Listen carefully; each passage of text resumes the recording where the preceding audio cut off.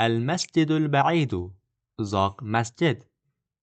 هذا bu البيت uy. هذا البيت bu uy. هذا البيت قريب bu uy yaqin. ذلك anavi المسجد masjid. ذلك المسجد anavi masjid. ذلك المسجد بعيد anavi masjid uzoq. ذلك anavi ذلك مسجد anavi masjid.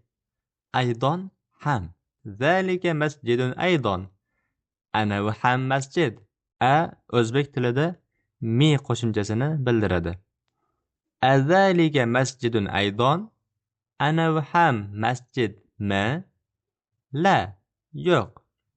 Zalika anavi zalika baytun anavi uy. La, zalika baytun yo'q, anavi uy.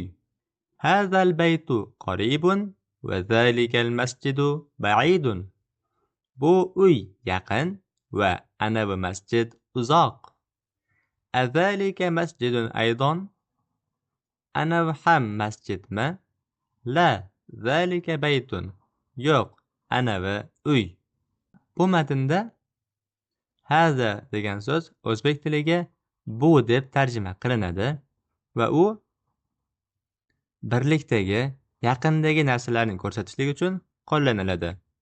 Zalika esa o'zbek tiliga anavi deb tarjima qilinadi. Ikkisining bir-biridan farqi hazani yaqindagi narsalar uchun ishlatamiz. Zalikani esa uzoqdagi narsani ko'rsatishlik uchun ishlatamiz. Hazal baytu qaribun, zalikal masjidu ba'idun. Bu uy yaqin, anavi masjid uzoq. هذا البيت قريب وذلك المسجد بعيد. أذلك مسجد أيضا؟ لا، ذلك بيت.